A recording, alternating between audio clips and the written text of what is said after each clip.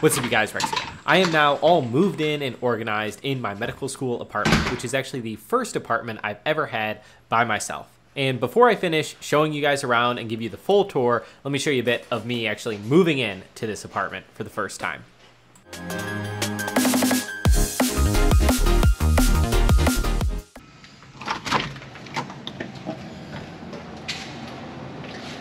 Okay, so this is the before I start moving in. This is the main living room, dining room, family room, whatever you want to call it. And then we go into the kitchen. And so now, one of the greatest rules of construction that I've learned from my uncle is the 99% rule, is that nothing can be finished 100%. The most is ever 99%. So I'll have to talk to them that they did not fix this handle to the refrigerator that should still be on. And I'll also have to talk to them about this closet is missing whatever I need to actually hang coats on it so it can function as a coat closet. But we can come through here. This will be the office room for me, and it's got a nice closet in it. And then if we come down this back hallway, we have just the one bathroom on the right. There's me. And then we have in-unit washer and dryer. And finally, what will be the master bedroom right in here. Okay, let's see how long this takes me to actually move in. But we are here. We are ready. Let's do this.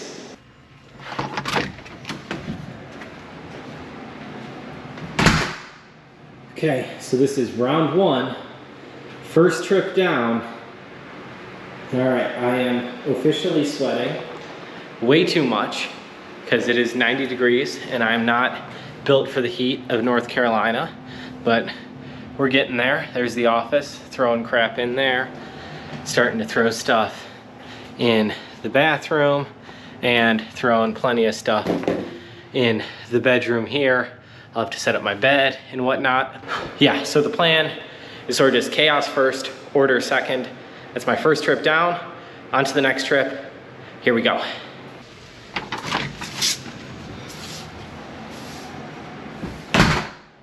Okay, trip number 2 done. And probably sweating more than before, but we have some furniture in here, rug, TV, all that kind of fun stuff. It's too hot for this, but finally, I think I will start organizing now. There's the office. So the only things I still have to get that are like big items besides little stuff is my desk, my mattress, and yeah, there's no lights here. A light for here, desk, mattress, and dresser. Other than that, the majority of my stuff is pretty much here. But I have to have the great fun of building some stuff from IKEA. So we will see how that goes when I actually have to put together my TV stand is from IKEA, my nightstand is from IKEA, and my bed frame's from IKEA. So we'll see how that goes. Also, it is 81 degrees in here. I have it set to 68, hopefully getting there. But when I got here, that's like the temperature, and it's been trying for hours, but I found out very quickly that all of the vents were not only like broken, but they were broken in an off position. So they were like as shut as they could be. So that's why I was struggling. We will see if I actually get a somewhat cooler apartment and can stop sweating when I'm not in 81 degrees indoors. It's better than the like 90 something in the sun outdoors, but still dying. So always when you move into a new apartment, one of the first things you should check is if the like heat and or air conditioning works.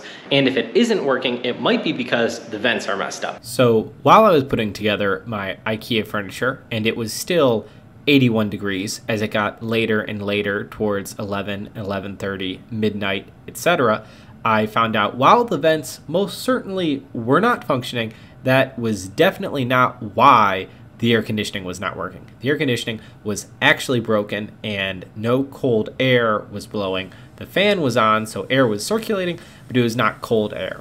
Thankfully, I am on the first floor, so having apartments around me and above me with functioning air conditioning kept the apartment at a somewhat reasonable temperature. Thankfully, the apartment complex was pretty prompt. It only took like 2 days for them to come and fix the air conditioning. I also found out that the washer and dryer were also both broken, as well as the sink leaked into the cabinet beneath the kitchen sink. So I really want to know who was living in my apartment before me, that they were just comfortable living about their life with no modern luxuries such as a functioning sink, air conditioning, a washer, or a dryer, that they never complained to the apartment complex, who was actually very prompt in fixing all of those issues.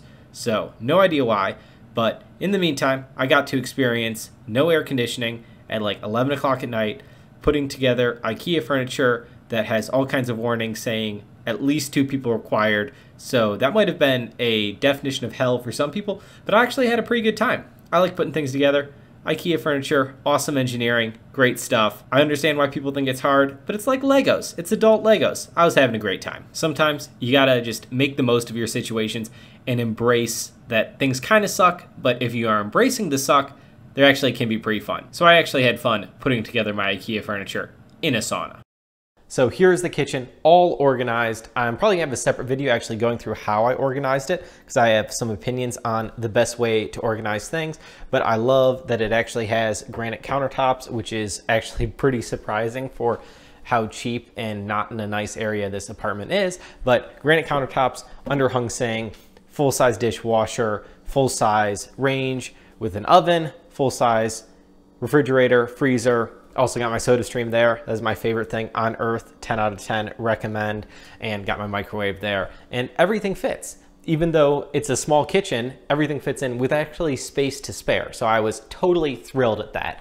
And so then we got the sort of just dining room area here, which isn't really a room. It's together with the like family room, living room. But I just have a little 4-person dining set there. Then I have my keyboard, piano in the side wall here. Just nice thing to do when I'm relaxing by myself at the end of the night. I like to be able to do something that I view as productive and at least helping engage a different part of my brain and develop myself in a different way when it's late at night, rather than just always watching TV. I still watch TV too, but it's good to mix it up and have some hobbies in there as well. There is my TV, which is actually surprisingly large considering I got it for free from someone that was just giving away the TV. So that was super clutch.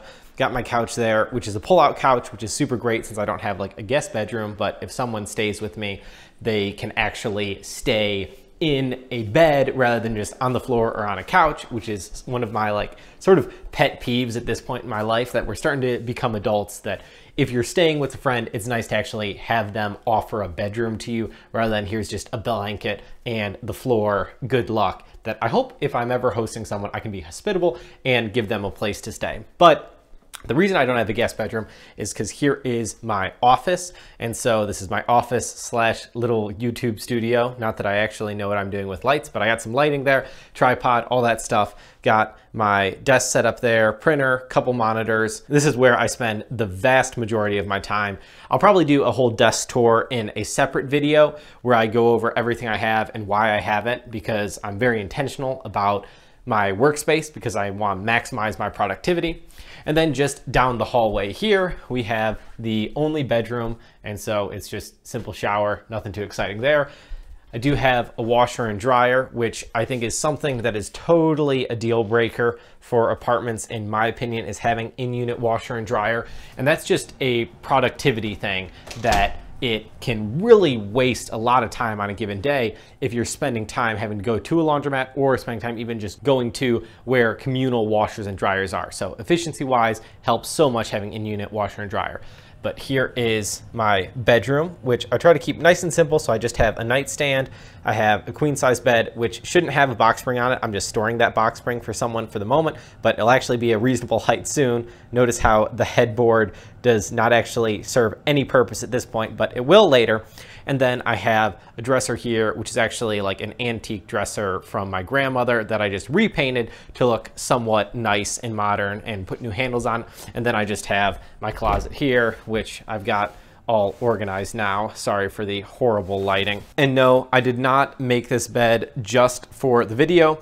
I think that is something great to do, is to get in the habit of making your bed every single day. Hopefully for the rest of my life, if you were to ever walk into my bedroom, this is exactly what you would see, or even better. But this is the first time I've actually gotten to live totally by myself, like in my own apartment. I was an RA in college, so I lived by myself, but that's like a little dorm room, 10 foot by 10 foot. Not exactly much you can do with that. And so I'm really excited for this opportunity to really force myself to establish good habits, especially around being clean and tidy. I've always sort of had excuses of things not being as clean as I would like them to be, because if I'm living with someone, I can always either blame it on the other person not being super clean, or use maybe them not being as clean as I would ideally like as an excuse to not be super clean myself. So I love living alone. Now, I would say probably more often than not, medical students don't live alone. Probably the majority of my classmates do have roommates. Personally, I'm not a big social studier,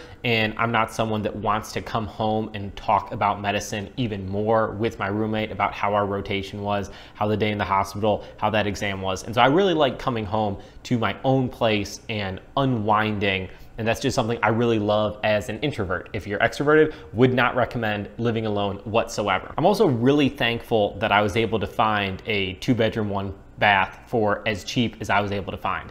And the reason I was able to do that is I'm living in not exactly the nice part of Durham, that the 1-bedroom apartments right near campus or 1-bedroom apartments in the nicer part of Durham are definitely much more expensive than I'm getting for this 2-bedroom apartment. And I don't mind whatsoever living was like a not safe place of town. That I think that that's just sort of preconceived notions that people have about what is safe and what is not safe. And Americans in general tend to get like really afraid when they see someone that doesn't look like them walking down the street, or someone that appears to be of a different socioeconomic status than they are walking down the street, which is like ridiculous to me. So I am totally fine living in a part of Durham that is probably very different than the vast majority of my medical school classmates are living, because I probably have a slightly bigger apartment and it's nicer as far as I'm concerned. But what makes it nice is that it's my own. And one of my goals when moving into this apartment and organizing it and decorating it was to not have what I consider like a typical college apartment, where nothing matches and it's disorganized and the floor is sticky and all that stuff. And so even though I think my apartment's pretty nice, it's very cheap and very affordable. And I think by just being minimal and very intentional with what stuff I have, I'm able to have what I consider a really nice apartment that I'm proud of and incredibly thankful to have. That the majority of this stuff I got secondhand from people that were friends of friends of friends giving it away, or that I got from like my grandmother, like that dresser. And then also all of the like plates and knives and forks I have, all of those I inherited from my grandmother that are like her fine china. And so I use those because I don't want to be like attached to material things, be like, oh, if I break one, that's gonna be the end of the world. But yeah, I'm using really nice stuff, but number one, I'm using it because it was totally free to me, and number two, I'm using it as an exercise in like not being attached to fancy things that are delicate and breakable. And so yeah, I've broken a wine glass already so far. So what? Like, it's fine if I break them all. It's not the end of the world. Someday in the future, I'll be able to afford to buy new wine glasses. Even if I can't right now, that's totally fine and totally okay. So that's a pro tip. If you're moving into a new apartment, seek out friends, friends of friends, check OfferUp, local thrift stores, all that stuff. You don't have to have brand new, super expensive, nice stuff to have a nice apartment. And one of the things that I really like that I was able to do was have sort of a color theme to this apartment where everything is pretty much in muted grayscale colors, which is something I like. I know that's probably not like in interior design fashion these days, potentially, or it's going out of style, who knows, but I have my apartment set for me and what I like, and so that's what makes it feel like home. So welcome to my home. I'm sure there will be more videos in the future showing off different aspects about it as I add to it, decorate it, all that fun stuff. But if you have any questions, comments, or concerns, suggestions of future videos, leave them down below in the comments. I'll read and respond to every single comment. Make sure you subscribe, hit the notification bell if you want to catch more videos about trying to be great in the little things like moving into an apartment or my journey towards becoming a doctor. As always, like the video if you like the video, dislike the video if you dislike the video, and until next time, don't be ordinary, go be great.